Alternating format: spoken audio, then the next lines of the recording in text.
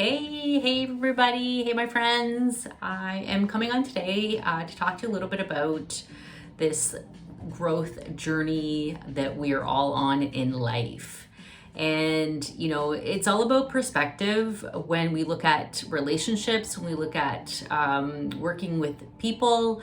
And most of you that know me well know that I have spent, pretty much my whole career working with teams, leading, coaching, and in the sales operation and retail world. So I've worked with several different personalities and, had the lovely experience and also very challenging experiences in some cases too.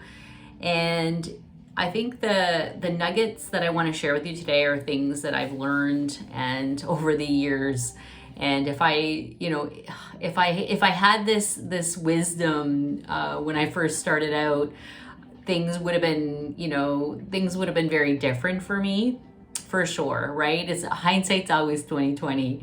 I am very proud of my career, very proud of the success and the journey that I was fortunate to be a part of in my career of sales, leadership, and working with operations. And I think the big thing is I saw this the other day, and it totally reminded me of my journey. So if you allow people to make more withdrawals than deposits in your life, you will be out of balance and in the negative. So know when to close the account, okay? This one I read 5 times and I thought, wow, I love it. I love it. I love it.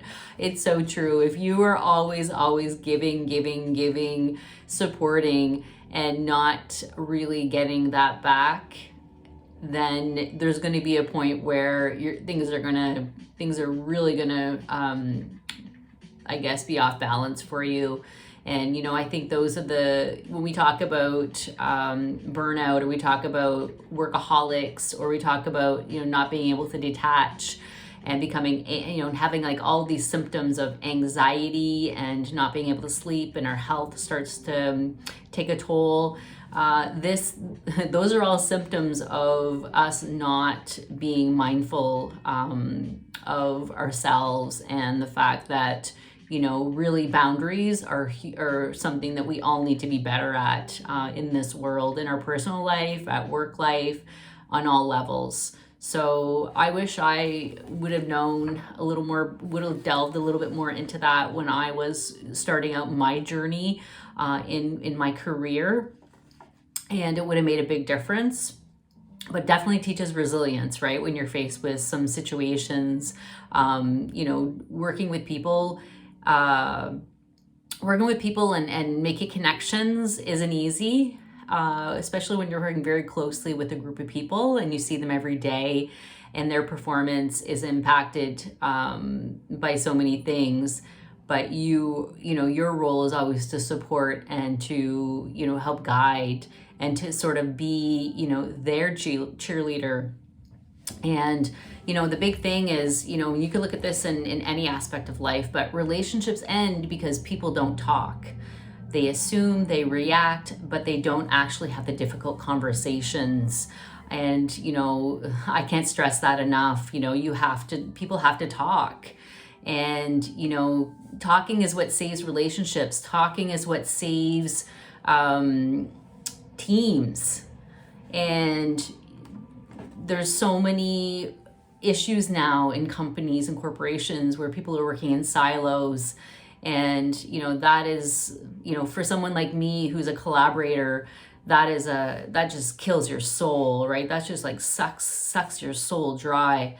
And it's very, very disengaging. So I think the other thing is too, when we talk about communication, so a lot of people, instead of communicating, instead of seeking to understand and asking questions, we assume, and assuming things serves a purpose because it keeps us safe.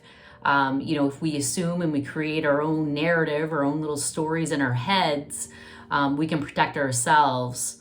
And, but in reality, it actually creates distance, like severe distance and resentment, and in all aspects of relationships, because we need to learn how to communicate directly and ask the difficult questions, and stop assuming and creating stories in our head.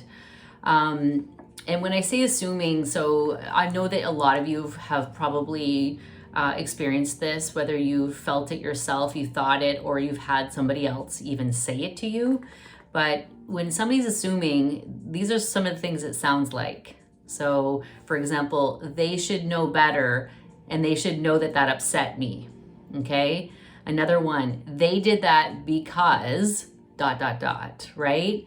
I shouldn't have to explain this because it's obvious. So all of these are assuming. You're assuming the other person can read your mind and knows what you're thinking or how you're feeling. So another one, the last one I'm going to share with you is, they just don't care about my feelings, right? So you're creating stories, you're creating a narrative, and what we think isn't always true. So stop right there. What we think isn't always true. It's very rarely true.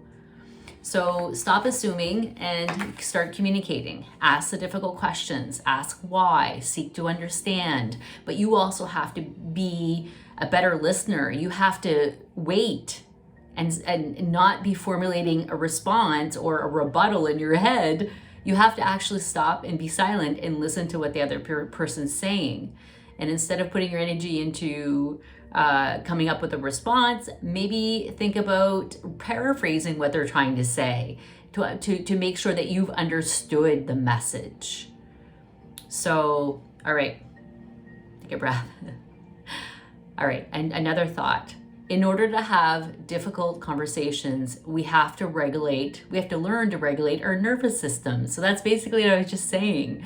So instead of letting yourself get frustrated, irritated, angry, annoyed, wanting to defend yourself, wanting to speak, we have to learn to regulate our body, our nervous system, and our emotions, and just breathe and stay calm, and we have to learn, we all have to accept, and we have to learn to be okay with hearing uncomfortable things.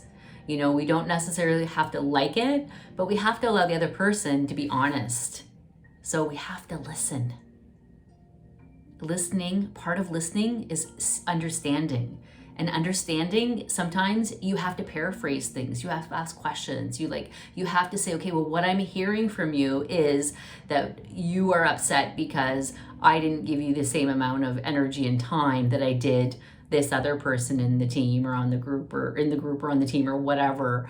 Or, so you have to paraphrase sometimes. You have to ask questions. You have to actually invest in the communicating of what is happening to better understand and to be able to collaborate and move forward, and have a stronger connection, have a stronger focus, I guess, working together and going in the same direction.